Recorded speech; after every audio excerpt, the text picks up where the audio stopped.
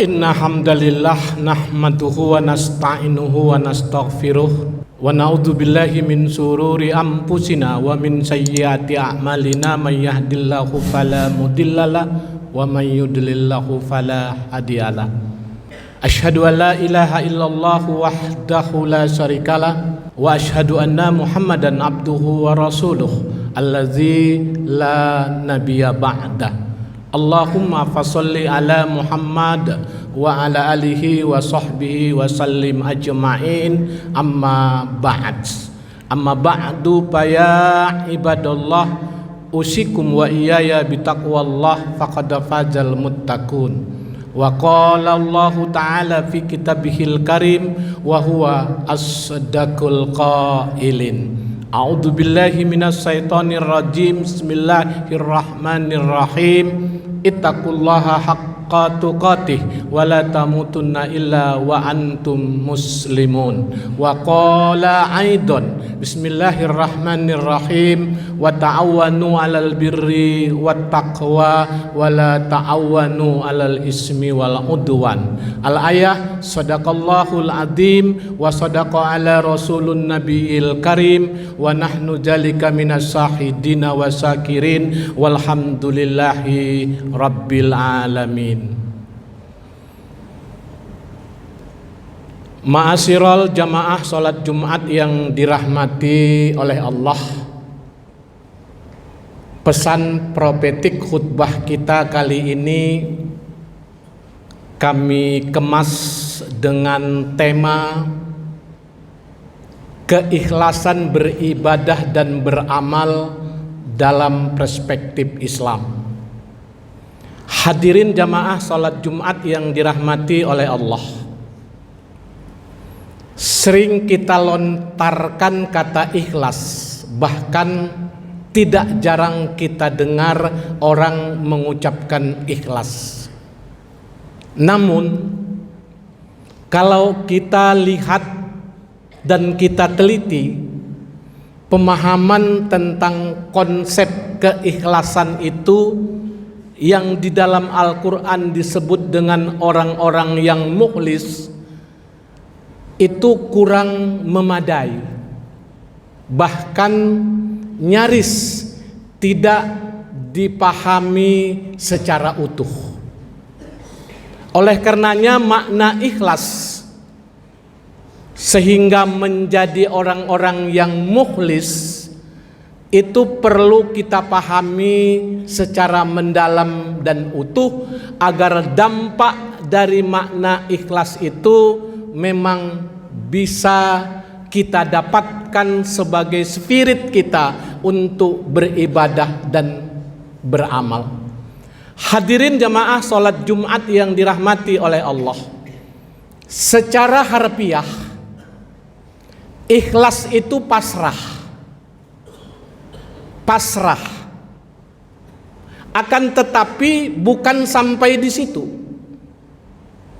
Pasrah di sana dalam arti tidak menyerah dan tidak kalah. Itulah makna dari pasrah. Tidak menyerah dan tidak kalah. Argumentasinya yang lebih dalam bisa kita uraikan.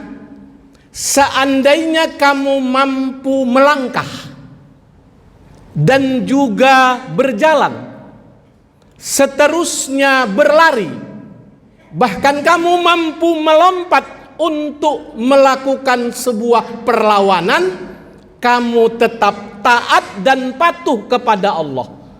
Taat dan patuh kepada Allah melebihi dari apa yang kamu sayangi dan apa yang kamu cintai. Itulah makna ikhlas. Sehingga di sana terselip ada spirit ikhtiar. Ada usaha. Ada usaha yang terkait dengan kemapanan kita memaknai ikhlas itu sendiri. Hadirin jamaah salat Jumat yang dirahmati oleh Allah. Kemudian secara sederhana Ikhlas itu terkait dengan ikhtiar, berarti ikhlas itu tidak terlepas dari kedisiplinan, tidak terlepas dari kejujuran, dan tidak terlepas dari kerja keras. Tidak ada istilah ikhlas yang mengabaikan yang namanya disiplin. Tidak ada yang namanya ikhlas yang mengabaikan tidak bekerja keras. Tidak ada yang namanya keikhlasan yang juga mengabaikan kejujuran. Terlebih-lebih kita yang bergelut di lini profesional seperti saudara-saudara jamaah yang mulia berada di sebuah perusahaan plat merah seperti Telkom. Sangat dibutuhkan yang namanya kejujuran, sangat dibutuhkan yang namanya kedisiplinan, dan sangat dibutuhkan yang namanya kerja keras. Jangan bermimpi kita menjadi orang yang ikhlas kalau hal-hal yang seperti kita sebutkan di atas tadi itu kita abaikan.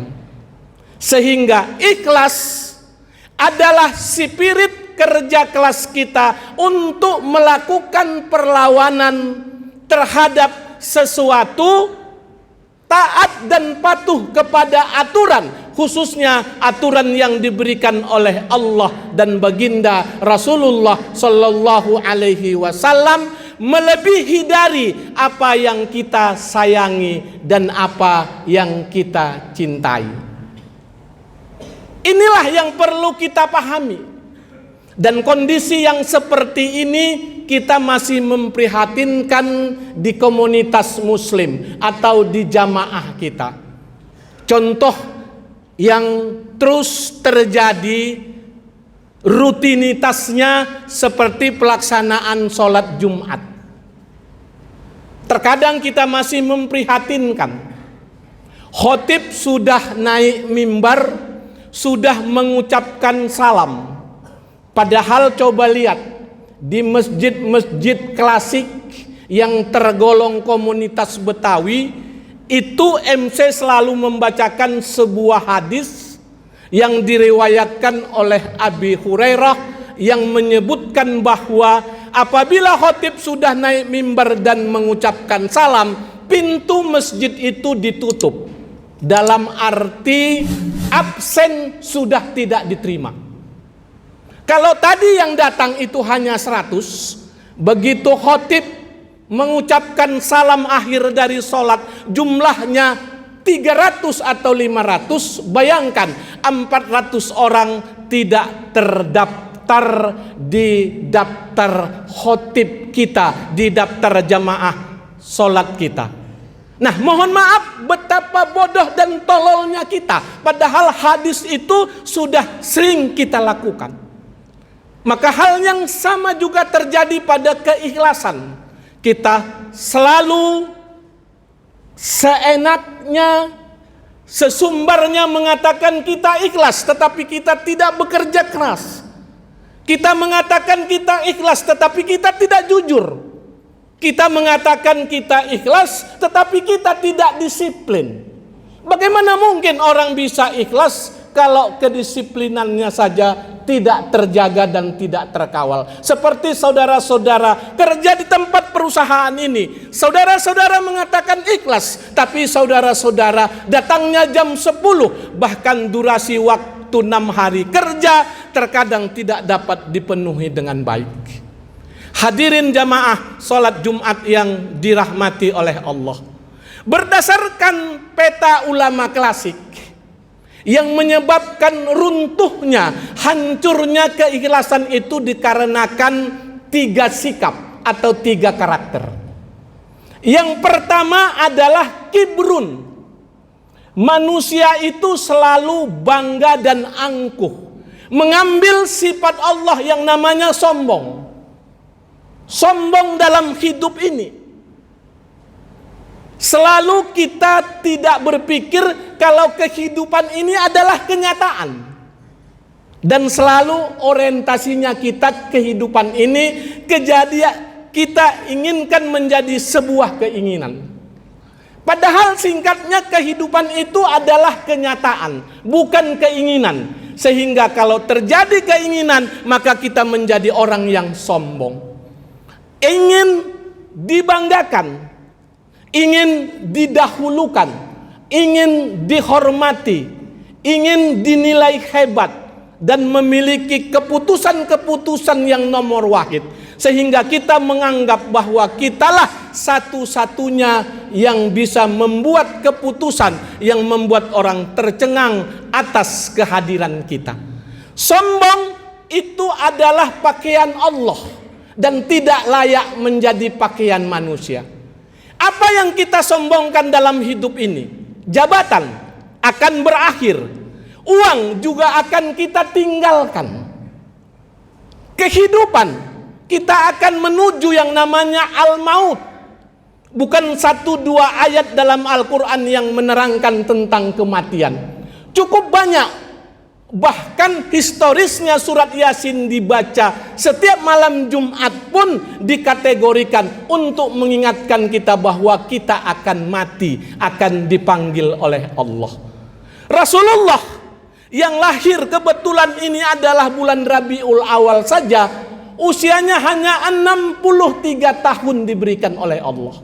63 tahun. Bayangkan kalau kita yang sudah usianya 60, itu hanya 3 tahun lagi durasinya kita akan menemui ajal. Kalaupun lebih, itu udah yang namanya usia plus, usia tambahan yang diberikan oleh Allah, karena ada rahasia yang ingin Allah berikan kepadanya yang terkadang kita tidak tahu. Ini yang pertama. Dalam hidup ini jangan sombong. Al-Quran menegaskan wala tamsi fil ardi maroha. Jangan kamu berjalan di muka bumi ini membusungkan dada dan membanggakan nikmat dan karunia yang sudah Allah berikan. Itu semua adalah titipan. Yang kedua, para ulama mempetakan hancurnya keikhlasan itu dikarenakan kita tomak. Tomak itu bahasa Arab. Bahasa yang paling mudah disebut dengan rakus. Rakus. Dalam hidup ini jangan rakus. Jangan menginginkan keinginan dan syahwat. Memang kita diberi kelebihan oleh Allah yang namanya syahwat, nafsu. Malaikat tidak pernah salah. Setan terus menerus salah. Manusia bisa salah dan bisa betul. Kelebihan kita di hawa nafsu, tetapi bukan hawa nafsu yang mengendalikan kita, tetapi kitalah yang mengendalikan hawa nafsu. Kalau sebaliknya terjadi, manusia akan repot. Sudah 1 mau 2, sudah 2 mau 3. Dan seterusnya, tidak ada berhenti dari keinginan hawa nafsu. Padahal kita tahu yang namanya kepuasan dan kesenangan itu tidak pernah berakhir. Yakinlah para jamaah, orang yang mengejar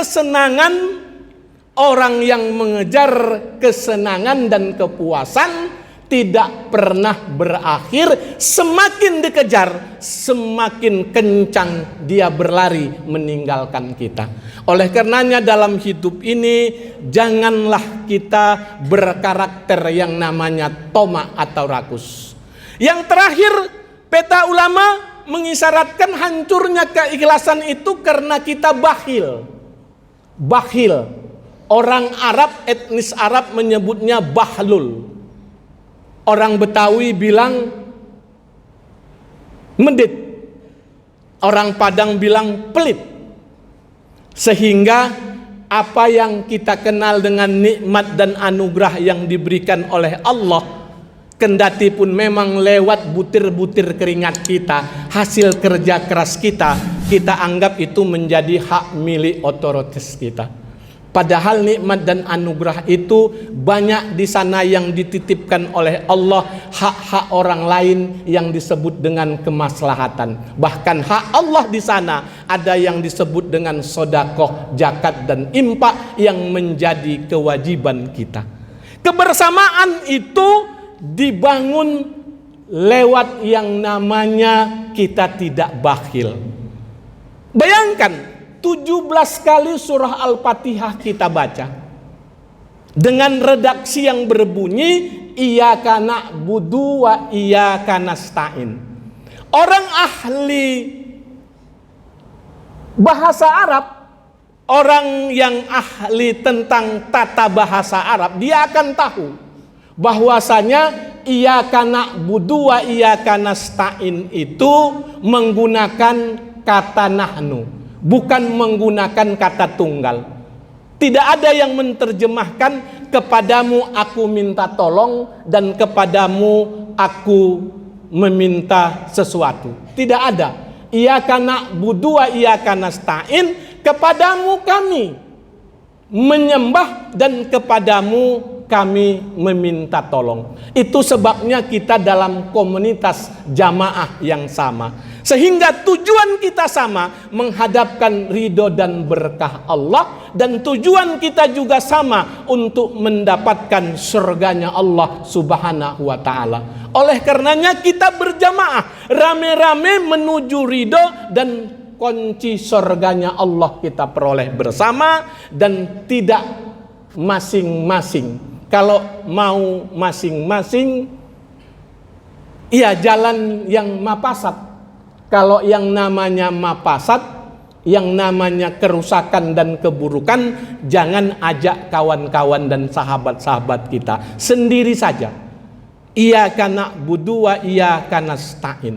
Nah, oleh karenanya Rasulullah mengingatkan bahwa betapa pentingnya kebersamaan, betapa pentingnya yang namanya tolong menolong, betapa pentingnya yang namanya berbagi, betapa pentingnya Allah ciptakan aghnia dan masakin agar bisa bersinergi, saling bahu-membahu dalam kemaslahatan. Mudah-mudahan khutbah yang singkat ini mampu kita tangkap dengan makna ikhlas itu tidak hancur dan rontok dengan menafikan, dengan mengabaikan sikap-sikap di atas tadi. Semoga Allah memberikan kita hamba-hamba yang mukhlis, hamba-hamba yang ikhlas, dan pada akhirnya kita juga mendapatkan hamba-hamba yang muttaqin. Mudah-mudahan Allah menunjuki kita jalan yang lurus. Barakallahu li wa lakum fil Qur'anil azim wa nafa'iyakum min ayati wa dzikril hakim wa taqabbala minni wa minkum tilawatuhu innahu huwal ghafurur rahim walhamdulillahi rabbil alamin.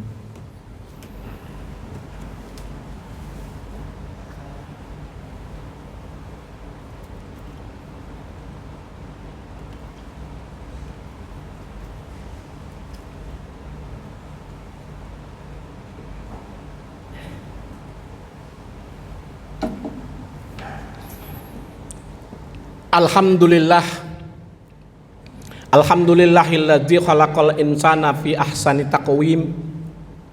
Asyhadu an la ilaha illallah wahdahu la syarikalah wa asyhadu anna Muhammadan abduhu wa rasuluh alladzi la nabiyya ba'da. Allahumma fasholli ala Muhammad wa ala ali Muhammad kama shallaita ala Ibrahim wa ala ali Ibrahim wa barik ala Muhammad wa ala ali Muhammad kama barakta ala Ibrahim wa ala ali Ibrahim fil alamin innaka Hamidum Majid. Ayyuhal hadirun, ayyuhal ikhwan, ayyuhal jamaah, ayyuhal mu'minun, ayyuhal muslimun, ittaqullaha haqqa tuqatih wa la tamutunna illa wa antum muslimun. Innallaha malaikatahu yusalluna 'alan nabi ya ayyuhalladzina amanu sallu 'alaihi wa sallimu taslima warhamna birahmatika ya arhamar rahimin. Akhirnya